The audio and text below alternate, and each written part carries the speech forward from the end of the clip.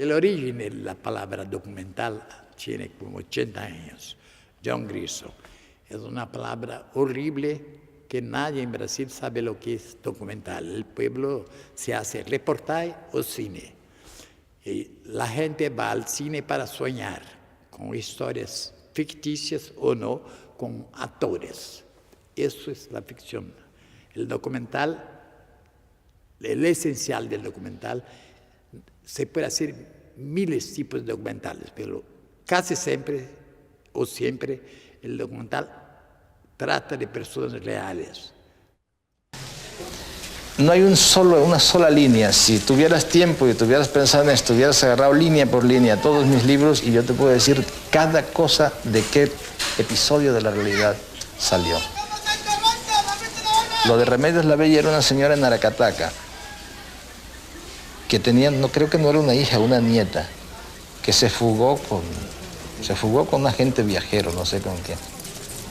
Se fue con un tipo, la muchacha, y todo el mundo, el pueblo sabía, pero ella no podía aceptar que se había ido con otro, y sencillamente dijo que ella la había visto subir al cielo en cuerpo y alma, que estaba en el jardín con ella, y de pronto vio que se la llevó el viento y se fue, y la vio perderse en el azul del cielo.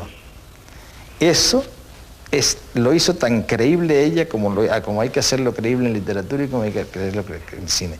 Al fin y al cabo, toda cultura es cultura popular.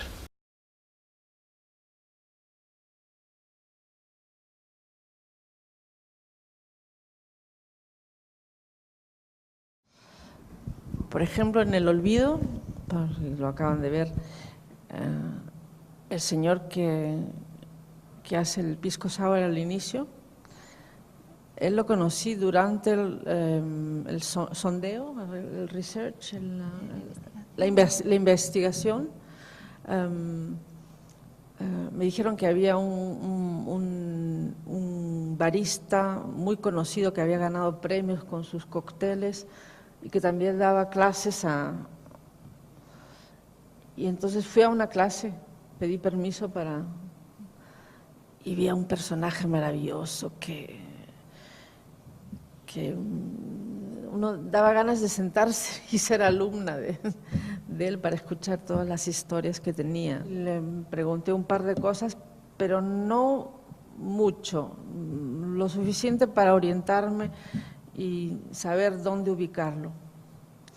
Otros personajes, por ejemplo, el señor de la clínica de maletas, que es una persona maravillosa. Alguien me dijo, hay una tienda que se llama Clínica de Maletas. Y dije, una tienda que se llama Clínica de Maletas, esa la tengo que encontrar. Clínica de Maletas, quiere decir alguien que repara, que salva de la muerte monederos, carteras. Debe ser una persona maravillosa. Y comenzamos a caminar, creo que por todo el centro de Lima, hasta que finalmente encontramos a esta tienda y habré hablado con el señor 1 minuto y medio, 2. Buenas, estamos haciendo una película sobre Lima, porque no se puede contar mucho. Vamos a venir a filmar más o menos en esta época. ¿Usted quisiera participar? Sí, ¿cómo no? Basta. Otros, como las niñas que hacen, pasamos con ¿cómo se llama? Los malabares, las 2 hermanitas, pasamos y… Acrobacias, sí. A distancia las vi y dije, vamos a parar con el carro porque quiero mirar un ratito.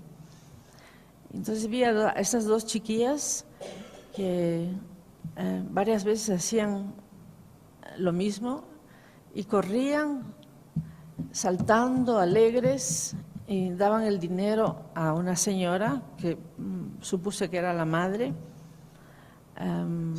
y jugaban en ese pedacito de una islita que existe en medio de todo este tráfico.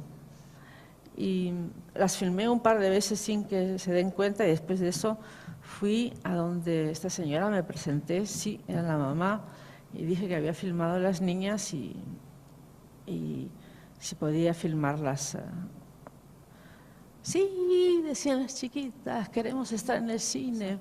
Metálica y Melancolía, fueron 120 taxis más o menos los que tomé durante un mes de investigación, de los cuales, no sé, la primera selección habrán sido 40 y después quedaron 20. Son los pero no fueron nunca todos los que conocí, porque naturalmente se pierden en esa ciudad enorme. Entonces hay varios niveles, hay gente que trato de tener una cierta seguridad que habrán 2 o 3 personas que son fuertes, son personajes fuertes en la película, y el resto ya veo lo que va a pasar.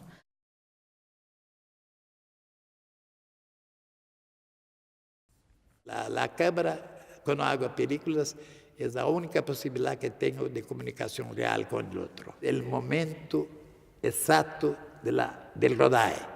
En ese momento, que dura 15 minutos, 40 minutos, ¿hay un milagro o no hay un milagro? ¿Hay una coproducción de diálogo o no hay? Si no tengo eso, no tengo película.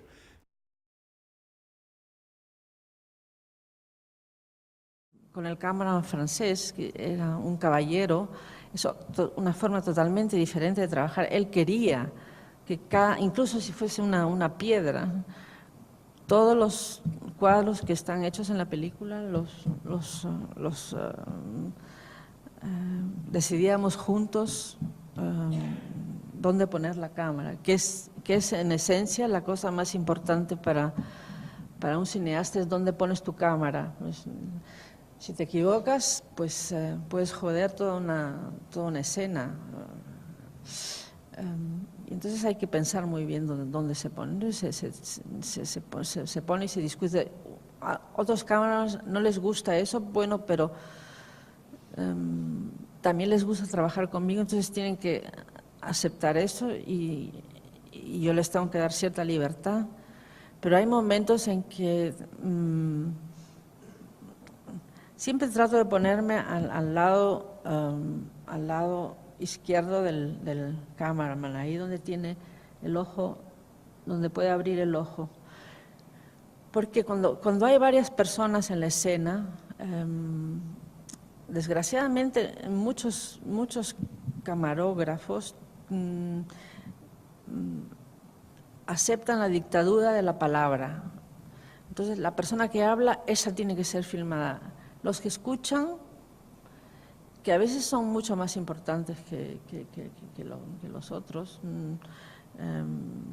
los dejan de lado, mientras que a veces expresan muchísimo más de lo que la persona que está hablando dice. Ellos han vivido las mismas historias, pero como observadores. Entonces a veces hago así al cameraman, y el cameraman abre el ojo y les indico, tienes que ir para allá.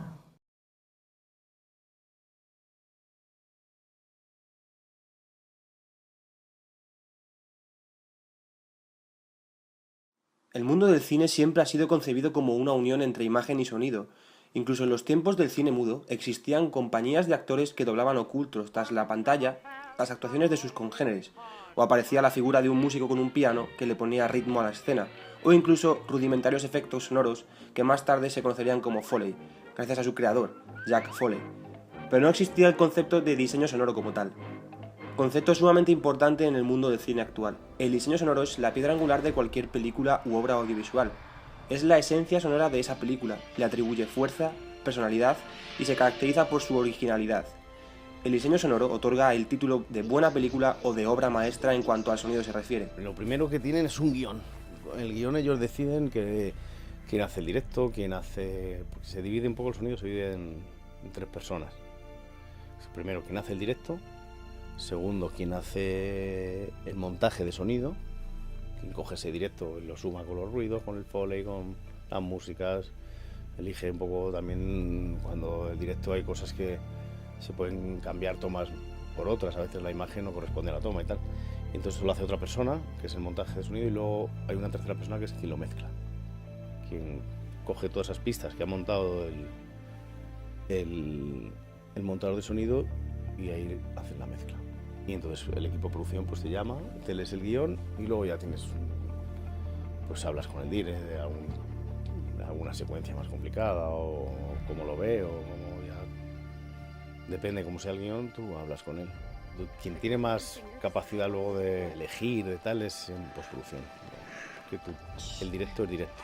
Es lo que tú puedes avisarle al director, oye, esto no se entiende, esto está bien, esto está mal, este decorado, tú tienes que elegir los decorados. O sea, elegir los decorados, ellos eligen los decorados y tú tienes que ir a verlos y tienes que adaptarte con lo que hay. Si el decorado es un desastre, tienes que decirlo, tienes que decir, oye, tío, aquí en directo es muy complicado sacarlo. Hay veces que se puede cambiar y otras que no. Una barca con un a 2 metros, con agua de mar, con una barca 100 por hora por el agua. Eso era complicado. Y eso, fíjate, al final está ahí montado. Muchas películas conciben el sonido como un mero parche para salvar una escena y no le dedican el tiempo necesario para cuidarlo y mimarlo. Y es que todo el mundo sabe que el sonido es importante en cualquier pieza audiovisual, pero la realidad es que el sonido ocupa un lugar de importancia inferior en relación con la imagen. Cierto es que la imagen predomina, y es así. Hay directores que no. Hay directores que el sonido, o sea, que no le predominan tanto, pero ellos siempre, tú te tienes que adaptar a la imagen. A mí me gusta, podría ser una película de dibujos animados, o sea, al revés. Primero se hace el sonido y luego... Siempre la imagen tiene más importancia, tiene más... Bueno, son los niños bonitos del cine. Pero bueno, los niños bonitos sin nosotros y sin maquillaje y sin vestuario y sin tal, y sin un director de arte que les ponga algo que retratar bonito y algo tal. Es un trabajo en equipo, pero sí es verdad que la luz predomina. Primero se hace la imagen y luego siempre, desgraciadamente para nosotros, o afortunadamente, existe luego la opción 2, que es doblarlo, que es una segunda opción, que ellos no la tienen. Lo que hacemos nosotros con el directo es grabar los diálogos y ambientes del sitio, si es un sitio peculiar, la calle, tal, todo eso tienes que llevarlo, ¿no? Y posibles luego tomas sin cámara, a veces haces un wall track de frases que están, a lo mejor que estás en la calle y hay, los coches suenan mucho, pues te los apartas un poco y grabas un wall track y luego el montaje lo intentan encajar, por ejemplo, pero nosotros trabajamos con 6, 5 pistas y luego ya en postproducción de sonido ya es otro tema. Ahí ya te juntas con las pistas del directo, que ellos lo que hacen es seleccionan, cada vez que habla uno pinchan el micro más adecuado, entonces ya reducen y luego ya ahí entran las pistas del Foley, las pistas de la música, las pistas de los efectos especiales, las pistas del doblaje que haya, ya se van juntando, que luego lo que luego hace el mezclador es, con todas esas pistas, hacen una pequeña premezcla, primero con los diálogos, luego van como por partes, como primero dan una vuelta a los diálogos, luego los diálogos con la sala, luego los diálogos con la música, luego hasta que van reduciendo hasta que se quedan con el máster.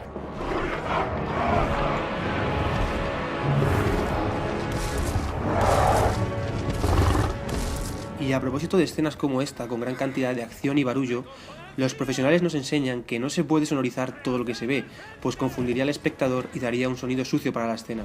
Por tanto, se debe priorizar qué queremos sonorizar. Entramos en el mundo de la escucha selectiva, que está ampliamente relacionada con el realismo psicológico. Se escucha aquello que es interesante, aunque en la vida real no pudiera escucharse. Tú estás en un restaurante comiendo, que hay 20 mesas alrededor y tu vida real es que hay ruido.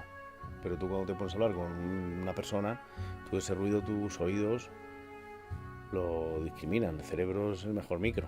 El cerebro enfoca y desaparece, va filtrando lo que no le interesa. De hecho, tú cuando miras algo que tú no escuchas bien, miras y como que hace como una especie de zoom. Su micrófono no existe. Eso, el micrófono coge todo.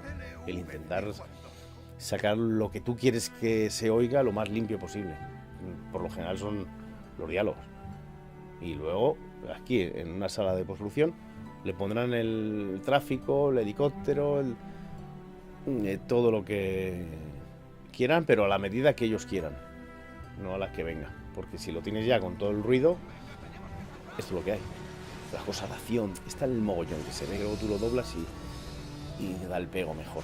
De hecho, los Yankees lo doblan todo, ¿sabes? No creo que doblen los puentes de Madison, ¿sabes? Pero sí doblando las películas gigantes, porque son imposibles de hacer directo, porque son maquinaria, son grupos electrógenos, son efectos especiales, contra eso no puedes hacer nada. Pero de repente hacer una película de dos personas hablando es más fácil a priori, pero para mí me da más respeto. Lo otro más divertido, lo otro más reto, más show, más numerito. Pero cuando se ponen dos personas a hablar así, en un silencio, que lo tienes todo a tu favor, ahí no puedes fallar. La única posibilidad de llegar a eso va todo el cuerpo, el límite. Nunca habrá eso, porque eso es inmoral, uno no habla con eso. Tiene eso, que tiene los brazos, tiene la boca. Lo que me interesa es el cuerpo que habla. La voz es la cosa más importante, simbólica en el hombre. El hombre aprendió a cantar antes de hablar y la voz es un índice erótico. Entonces, yo no pongo nunca las palabras de uno sobre una imagen otra. Eso es off, no me interesa. El off me parece, si uno habla off, no se escucha, no vale nada. Si el tipo que habla es interesante y fuerte en lo que habla de su madre, de su familia, lo que sea, eso me basta. Eso está en la voz y que uno se imagine lo que es.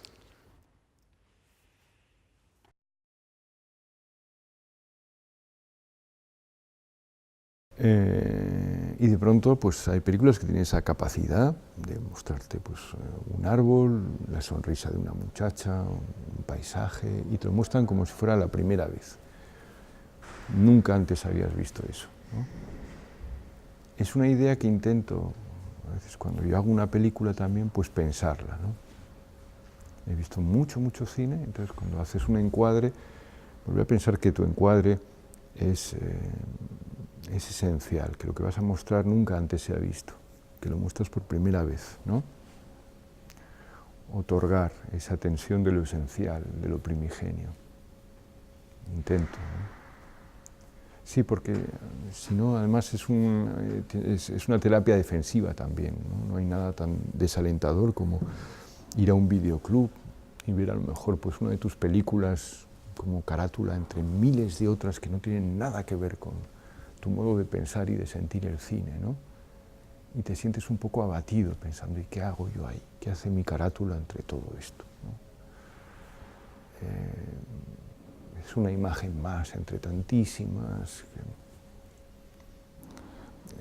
Entonces, olvidarte de todas las otras imágenes y estar casi convencido de que este encuadre pues, es importante, es decisivo, porque nadie lo ha visto y lo has de hacer bien y a la distancia y en el ángulo correcto, ¿no? Para otorgar ese sentimiento primigenio. Pues es una de las ilusiones que me acompañan cuando filmo, ¿no?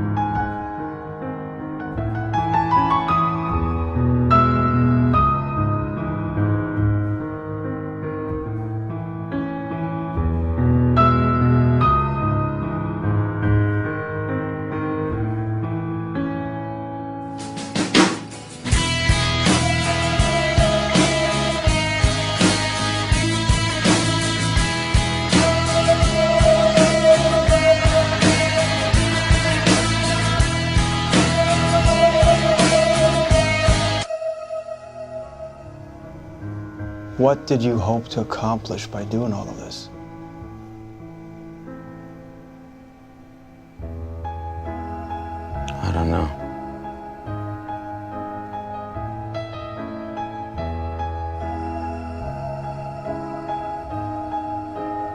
wanted to save the world.